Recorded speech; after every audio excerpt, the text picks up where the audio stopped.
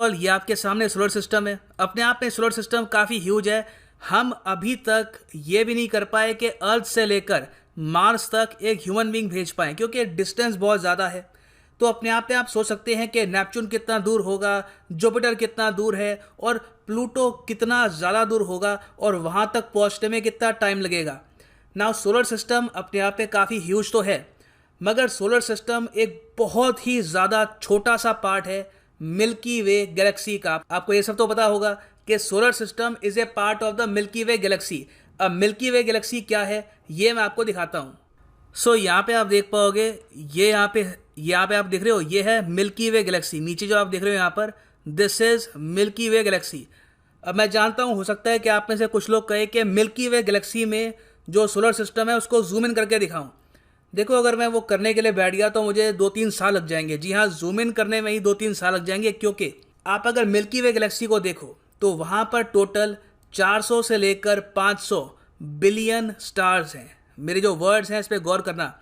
सन भी एक स्टार ही है, तो सन की तरह पूरी मिल्की वे गैलेक्सी में ऑलमोस्ट 400 बिलियन स्टार्स हैं, और हो सकता है कि उससे ज़्यादा प्लैनेट्स भी हो। तो मिल्की वे गैलेक्सी में सोलर सिस्टम को ढूंढ पाना भी एक बहुत ही ज़्यादा मुश्किल काम है। अब जिस तरीके से मिल्की वे गैलेक्सी है, उससे कई गुना बड़ी एक गैलेक्सी है एंड्रोमेडा, जो मिल्की वे के बिल्कुल करीब आपको मिलेगी। यहाँ पे आप देखेंगे जो बड़ी गैलेक्सी दिख रही है ऊपर आपको, ये है एंड्रोमेडा। इसमें भी billions and billions of suns हैं, कई बिलियन प्लैनेट्स हैं। यूनिवर्स अपने आप में बहुत बड़ा है, और यूनिवर्स में ही आप अगर देखो तो बहुत सारी गैलेक्सीज हैं। ये दोनों जो गैलेक्सीज हैं ये भी बहुत ही छोटा पार्ट है ऑफ द वाइडर यूनिवर्स। अब अभी के लिए हमको ये पता है, साइंटिस्ट ने ये कंफर्म कर दिया है, ये दोनों जो गैलेक्सीज हैं इनकी डेस्टिनी है कि ये आपस में टकराएंगी। ये मैं आपको ज़रा थोड़ा सा दिखाता हूँ ये किस तरीके से इनकी टक्कर होगी। यहाँ पे आप अगर देख पाएंगे, ये इस तरीके से दोनों जो गैलेक्सीज हैं आने वाले कई बिलियन साल में ये टकरा जाएंगी, और जब इनकी टक्कर होगी तो दोनों गैलेक्सीज मिलकर एक सिंगुलर गैलेक्सी बनाएंगी, और उसका नाम कई साइंटिस्ट कहते हैं मिल्क ड्रोमेडा होगा। हालांकि वो काफ़ी लंबे समय बाद ऐसा एक दृश्य हमको देखने को मिलेगा ना। ये जो इवेंट है मैं आपको बता दूं, ये होगा आज से करीब 4 बिलियन साल बाद। क्या ह्यूमन बीइंग्स ये सब देख पाएंगे? मोस्ट प्रॉब्ली नहीं, क्योंकि 2 से लेकर 3 बिलियन साल में सन एक रेड जाइंट बन चुका होगा। सन का जो तापमान है ये इतना ज़रा हो चुका होगा कि धरती पर रह पाना काफ़ी मुश्किल होगा, अनलेस कोई हम टेक्नोलॉजी ढूंढ लेते हैं, हम धरती के नीचे रहना स्टार्ट कर देते हैं, मतलब कि अंडरग्राउंड, या फिर हम किसी और प्लैनेट में शिफ्ट कर जाते हैं।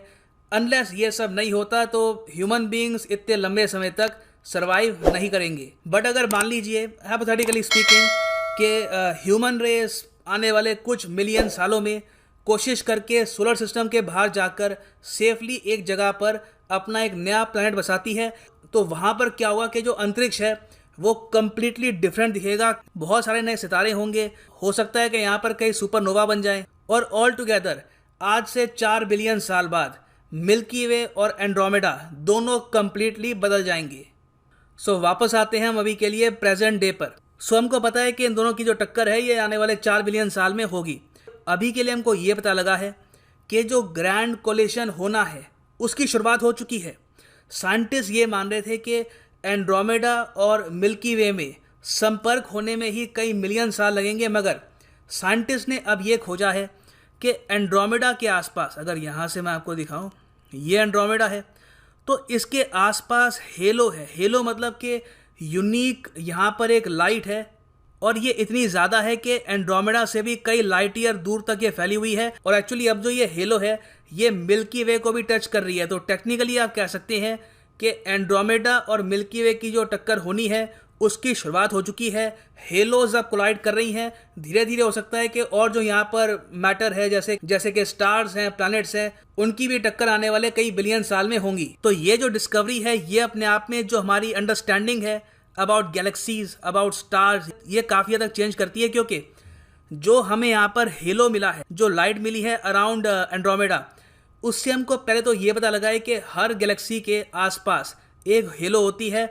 मिल्की वे की भी अपने आप में एक हेलो है, मगर उसको हम प्रॉपरली अभी देख नहीं पा रहे, उसको हम प्रॉपरली आप कह सकते हैं आइडेंटिफाई कर नहीं पा रहे, क्योंकि हम खुद मिल्की वे में रहते हैं, so it is a bit more difficult.